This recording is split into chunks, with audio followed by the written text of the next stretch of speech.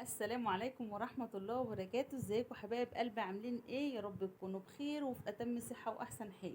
النهاردة حبايب قلبي هنعمل وصفة حلوة قوي.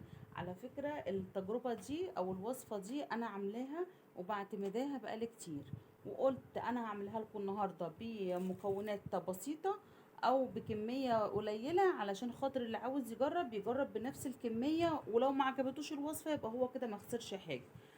الوصفة اللي انا هعملها دي تنفع للغسالات الاوتوماتيك وتنفع للغسالات الفوق اوتوماتيك، اللي يعجبك استعمليها فيه. اللي عنده غسالة اوتوماتيك يستعملها، واللي عنده غسالة فوق اوتوماتيك يستعملها. فانا النهاردة هقول لكم على الوصفة بتاعتي وطريقتي، وانتي وراحتك يعني تجربيها، وان شاء الله هتعجبك باذن الله. بصوا حبايب قلبي، المسحوق اليومين دول غالي جدا، ومفيش يعني اليومين دول بتبقى الدنيا مأزمة خالص. فانا قلت هقترح عليكم ان انا هقول لكم على الفكره دي وتجربوها. بما ان المسحوق غالي والدنيا كلها غاليه، فاحنا هنوفر شويه وهنزود كمان الكميه. طبعا المسحوق الاوتوماتيك انا بستعمل اوكسي وساعات طيب، اللي بلاقيه متوفر يعني والفلوس جاهزه معايا بجيبه. فانا طبعا ايه لما لقيت المسحوق الاسعار بتاعته غاليه قوي كده، فقلت هقول لكم على الفكره اللي انا بستعملها وانتوا تجربوها وان شاء الله هتعجبكم. فانا هقول لكم على الطريقه بتاعتي النهارده. تعالوا معايا. بصوا قبل ما نبدا الفيديو، عايزه منكم لايك وشير وسبسكرايب للقناه، واللي اول مره يشوف القناه يشترك ويفعل زر الجرس علشان يوصلوا اشعار بكل فيديو جديد احنا بننزله. يلا بينا ندخل على الفيديو ونشوف. اول حاجه معايا هنا حبايب قلبي كيس اوكسي اللي هو العادي. الكيس ده 700 جرام.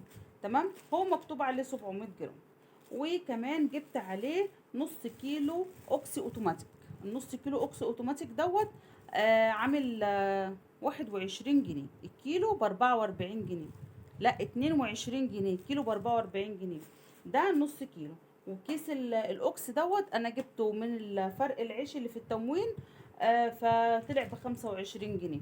يعني انا كده ايه يعتبر وقف عليا الاوكسي بمبلغ عادي، يعني ما دفعتش فيه حاجه، هو طلع بفرق العيش. انت لو جبتيها هتجيبيه برضو ب25 جنيه. وجبت نص كيلو اوكس اوتوماتيك ب22 جنيه وب10 جنيه. بيكربونات الصوديوم كلنا عارفينها، اللي بننضف بيها البوتاجازات دي، بنعمل بيها الخلطات. وجبت ب5 جنيه ملح ليمون. بس هي دي المكونات بتاعتنا النهارده. تعالوا مع بعض كده بقى نشوف الخطوات بتاعتنا هنعمل ايه.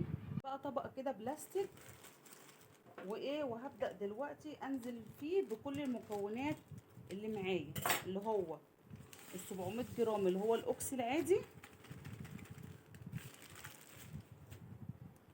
وهننزل كمان بنص كيلو اللي هو الاوكسي او الطيد او اي نوع انت بتفضليه وبتحبيه. انا عامه يعني بستعمل اوكسي على طول، ففضلت ان النوعين يكونوا زي بعض، لكن لو انت بتستعملي نوع معين خلاص انت وراحتك. وبرده هنزل بملح الليمون. عايزه اقول لكم ملح الليمون بقى بينظف اي بقعه، اي بقعه في الهدوم بينظفها.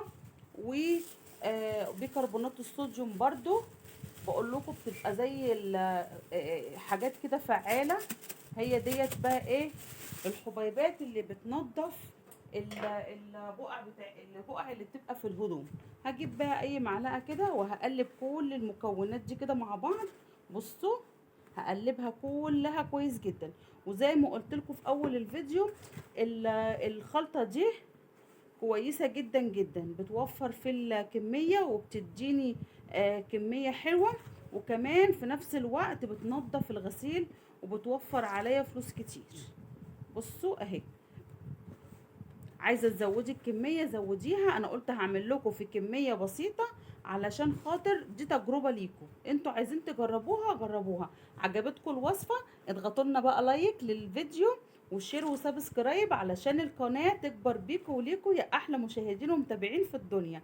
عايزه بقى النهارده لايكات كتير كتير للفيديو علشان الوصفه بتاعتنا حلوه، وان شاء الله هتعجبكم باذن الله، وانا عارفه ومتاكده ان هي هتعجبكم. بصوا، انا طبعا ما عنديش ميزان دلوقتي عشان اوزن بيها الكميه، بس عايزه اقول لكم الكميه دي بتقعد معايا يعني مده كويسه. وفي نفس الوقت بتنظف الغسيل. دي حاجه، ودي طبعا دي اهم حاجه، ان احنا نلاقي الغسيل بتاعنا نضيف ما فيهوش اي بقع ولا اي تكتلات ولا اي حاجات من اللي هي بتبقى في الهدوم. بتشيل البقع يعني دوت بيرجع للبيكربونات والملح الليمون اللي احنا حطيناه. كمان احنا حاطين كميه مناسبه جدا، حاطين يعتبر الكميات متعادله. وبكده يا حبايب قلب الفيديو بتاعنا يكون خلص. يا رب النهارده الفيديو يكون عجبكم. لو عجبكم اضغطوا لنا لايك وشير وسبسكرايب للقناه، واللي اول مره يشوف القناه يشترك ويفعل زر الجرس علشان يوصلوا اشعار بكل فيديو جديد احنا بننزله. حبايب قلبي اللايك بيدعم الفيديو وبيوصله لاكبر عدد من المشاهدين. زي ما انت ما اتفرجتي على الفيديو وشفتيه، دوسيلي على زرار اللايك، مش هتتعبي، اللايك ببلاش، وكمان المشاهده بتستفيدي منها علشان غيرك يشوف الفيديو ويستفيد منه زي ما انت ما استفدتي منه. استودعكم في رعاية الله وأمنه، والسلام عليكم ورحمة الله وبركاته.